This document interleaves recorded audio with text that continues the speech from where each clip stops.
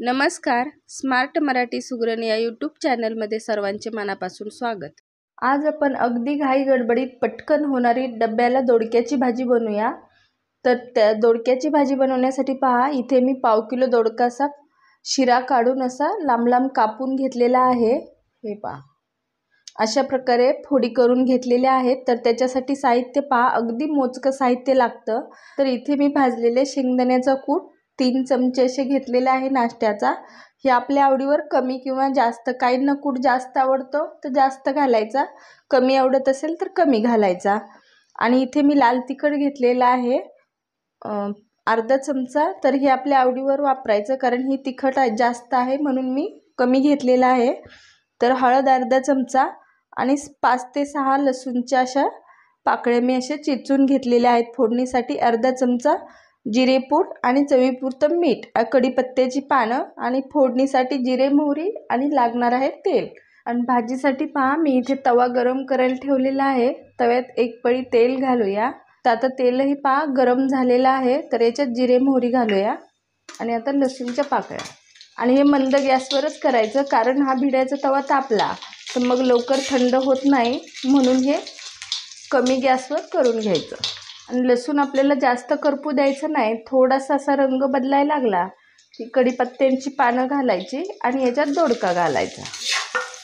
आता गॅस मोठा करायचा आणि याच्यात आपण मीठ घालूया। अजिबात घालायचं नाही पाणी, तर ही फक्त आपल्याला अशी तेलावर फ्राय करून घ्यायची। मीठ असं मस्त मिक्स करायचं आणि आता ही भाजी आपल्या आवश्यकतेनुसार गॅस कमी जास्त करायचा आणि अशी मस्त झाकून ठेवायची, म्हणजे लवकर पाणी सुटतं आणि अगदी पटकन अशी नरम होते। 1-1.5 मिनिट झाल्यानंतर खोलून पाहायची, कारण मोठा जर गॅस असला तर मग भाजी करपू शकते, म्हणून कशी मध्ये अशी आलटपलट अशी करून ठेवायची। पण हे पहा, दोडक्याला मस्त पाणी सुटलेलं आहे, तर याच्यातच मस्त आपला दोडका असा परतून होईल। तर परत झाकून ठेवायची।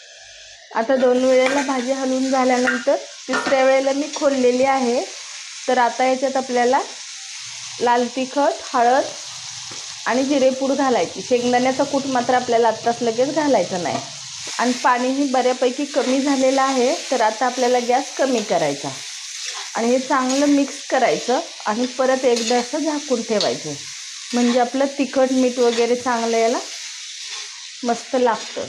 तर 1 ते 1.5 मिनिटांनी आता ही ताट खोललेलं आहे। तर हे पहा, मस्त आपलं दोडक्यानं तेल सोडलेलं आहे आणि दोडकाही मस्त असा फ्राय झालेला आहे। तर याच्यात आता आपण हा शेंगदाण्याचा कूट घालूया। शेवटी घालायचा, म्हणजे कसं सुरुवातीला जर घातलं तर मग अगदी लवकरच सुकं होतं आणि दोडका मात्र आपला मस्त फ्राय होत नाही, मग पाणी घालायला लागतं। तर आपल्याला पाणी वगैरे अजिबात घातलेलं नाही। तर आता ही पहा 1 मिनिटभर आपण अशीच परतून घेऊया आणि मग आपली दोडक्याची डब्यासाठी चमचमीत अशी भाजी तयार आहे। आजची रेसिपी आवडल्यास व्हिडिओला लाईक, शेअर आणि सबस्क्राईब करायला विसरू नका। पुन्हा भेटूया नवीन रेसिपीसोबत। धन्यवाद।